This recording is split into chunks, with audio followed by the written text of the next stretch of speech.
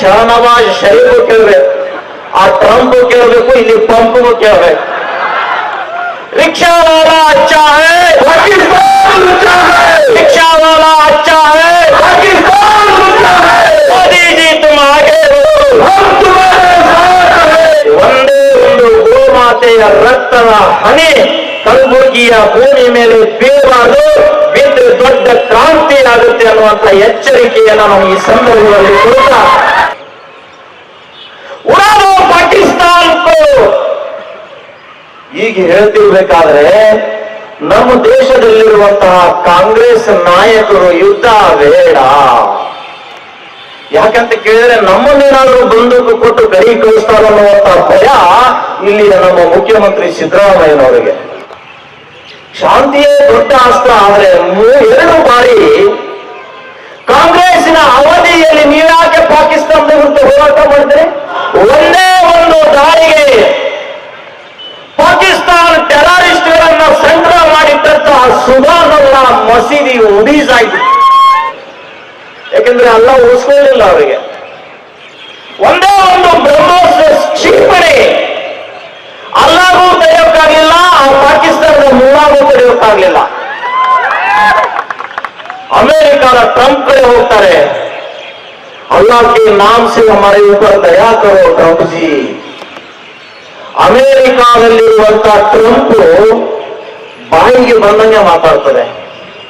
ಅದೇ ಮಾದರಿಯಲ್ಲಿ ನಮ್ಮ ಕಲಬುರಗಿಯಲ್ಲಿ ಪಂಚಾಯತಿ ಒಂದು ಪಂಪ್ ಇದೆ, ಇದು ಕೂಡ ಬಾಯಿಗೆ ಬಂದಂಗೆ ಮಾತಾಡುತ್ತೆ. ಟ್ರಂಪ್ ನನ್ನ ಸುಮ್ಮನೆ ಕೂರಿಸೋ, ಆದ್ರೆ ನಮ್ಮ ಪಂಚಾಯತಿ ಪಂಪ್ ಅದನ್ನು ಸುಮ್ಮನೆ ಕೊಡುವ ಆಸಾಮಿ ಅಲ್ಲ. ಮೋದಿ ಜಿ ಟರ್ಕಿಗೆ ಬಾಯ್ಕಟ್ ಮಾಡ್ತಾ ಇದ್ದೀರಿ, ಪಾಕಿಸ್ತಾನಕ್ಕೆ ಬಾಯ್ಕಟ್ ಮಾಡ್ತಾ ಇದ್ದೀರಿ. ನಿಮಗೆ ಧೈರ್ಯ ಇದ್ರೆ ಬಾಯ್ಕಟ್ ಚೀನಾ, ಬಾಯ್ಕಟ್ ಅಮೆರಿಕ ಅಂತ ಹೇಳ್ತೀರಾ, ಬಾಯ್ಕಟ್ ಟ್ರಂಪ್ ಅಂತ ಹೇಳ್ತೀರಾ ಅಂತ ಪ್ರಶ್ನೆ ಮಾಡುತ್ತೆ ನಮ್ಮ ಪಂಪ್. ಆ ಪಂಪಿಗೆ ಕಲಬುರಗಿ ಜನರು ಉತ್ತರ ಕೊಡಬೇಕಾಗಿದೆ, ನಾವು ಪ್ರಶ್ನೆ ಹಾಕಬೇಕಾಗಿದೆ. ನೀವು ನೋಡ್ತಿರ್ಬೋದು, ಯುದ್ಧ ಪ್ರಾರಂಭ ಆದ ತಕ್ಷಣವೇ ಪ್ರತಿಪಕ್ಷದ ಕಾಂಗ್ರೆಸ್ ನಾಯಕರು ನಾವು ಕೇಂದ್ರ ಸರ್ಕಾರಕ್ಕೆ ಸಂಪೂರ್ಣ ಬೆಂಬಲ ಕೊಡ್ತೀವಿ ಅಂತ ಹೇಳಿ ಒಂದು ಪತ್ರಿಕಾಗೋಷ್ಠಿ ಕರೆದರು. ಆ ಪತ್ರಿಕಾಗೋಷ್ಠಿಯಲ್ಲಿ ಮಲ್ಲಿಕಾರ್ಜುನ್ ಖರ್ಗೆ ಸಂಪೂರ್ಣವಾದ ಬೆಂಬಲ ಕೊಟ್ಟರು. ರಾಹುಲ್ ಬಾಬು ಅವರು ಬಂದ್ರು, ಅವ್ರ ಮುಖ ನೋಡ್ಬೇಕಾಗಿತ್ತು ನೀವು. ಅವ್ರ ತಾತನೋ ಅವ್ರ ಅಜ್ಜಿನೋ ಹೊಡಿತಾ ಇದ್ದಾರೇನೋ ಅನ್ನುವಂತಹ ಭಾವನೆ ಇತ್ತು ಆ ಮುಖದಲ್ಲಿ. ಇಲ್ಲಿಯ ಪಂಪ್ ಆಪರೇಟರ್ಗೆ ನಾವು ಸವಾಲು ಹಾಕಬೇಕಾಗಿದೆ. ನಾವು ಟ್ರಂಪ್ನ ಗುಲಾಮರಲ್ಲ, ನಾವು ಅಮೆರಿಕದ ಗುಲಾಮರಲ್ಲ. ನೀವು ಸೋನಿಯಾ ಗಾಂಧಿ ಗುಲಾಮರಿದ್ದೀರಿ. ನೀವು ಬಾಯ್ಕಟ್ ಸೋನಿಯಾ ಅಂತ ಹೇಳ್ತೀರಾ, boycott Rahul, boycott Priyanka Vadra, boycott terrorist ಅಂತ ಹೇಳುವ ತಾಕತ್ತು ನಿಮ್ಗಿದೆ ಅನ್ನುವಂತ ಪ್ರಶ್ನೆ ಇವತ್ತು ನಾವು ನಿಮ್ಗೆ ಹಾಕಬೇಕಾಗಿದೆ. ಕೊನೆಗೆ ನ್ಯಾಯಾಧೀಶರು ನಮ್ಮ ಕೇಸನ್ನ ವಜಾ ಮಾಡಿದರು.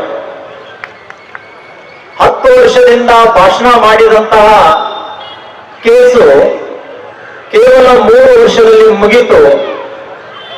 ದುರ್ದೈವ ಅಂದ್ರೆ ಅವತ್ತೇನು ಫಸ್ಟ್ ಭಾಷಣ ಮಾಡಿದೇವಲ್ಲ, ಆಮೇಲೆ 9 ವರ್ಷ ಈ ಜಗತ್ವೃತ್ತದಲ್ಲಿ ಭಾಷಣನೇ ಆಗಲಿಲ್ಲ.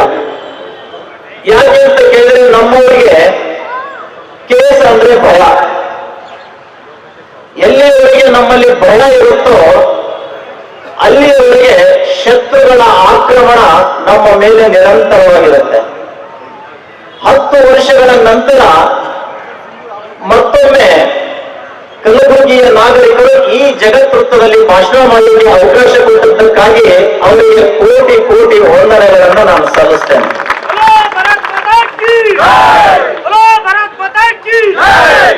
ಮತ್ತೊಂದು ಕೇಸ್ ಹಾಕೊಂಗಿದ್ದೀರಿ ಅಂತ ಅನ್ಕೊಂಡು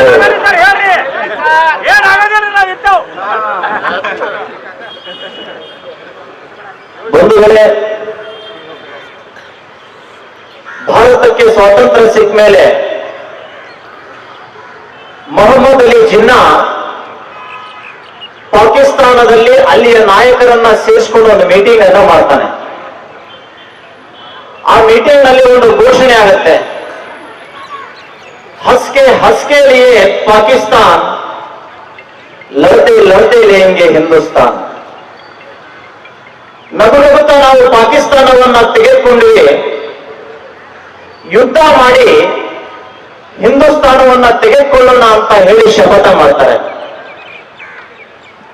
3 ಬಾರಿ ಪಾಕಿಸ್ತಾನ ನಮ್ಮ ದೇಶದ ಮೇಲೆ ನಿರಂತರ ದಾಳಿ ಮಾಡುತ್ತೆ.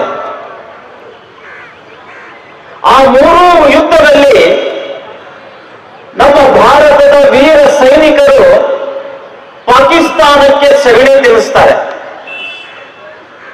ಆವಾಗ ಗೊತ್ತಾಯ್ತು ಪಾಕಿಸ್ತಾನಿಯರಿಗೆ, ಲಡ್ತೆ ಲಡ್ತೆ ಲೇಂಗೆ ಹಿಂದೂಸ್ತಾನ್ ಏ ನಹೀ ಹೋಗಾ. ಅವರ ಘೋಷಣೆ ಬದಲಾವಣೆ ಆಯಿತು. ಹಸ್ಕೆ ಹಸ್ಕೆ ಲಿಯೇ ಪಾಕಿಸ್ತಾನ್, ಲಡ್ತೆ ಲಡ್ತೆ ಲೇಂಗೆ ಹಿಂದೂಸ್ತಾನ್.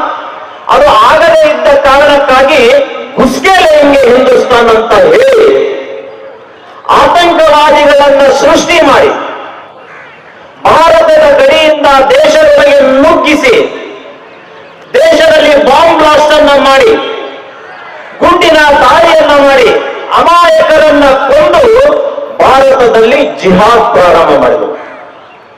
1947ರಿಂದ ಪ್ರಾರಂಭವಾದಂತಹ ಉಗ್ರಗಾಮಿಗಳ ಜಿಹಾದ್ 2025 ಏಪ್ರಿಲ್ 22ವರೆಗೂ ಕೂಡ ಅದನ್ನು ನಾವು ಕಂಡ್ವಿ.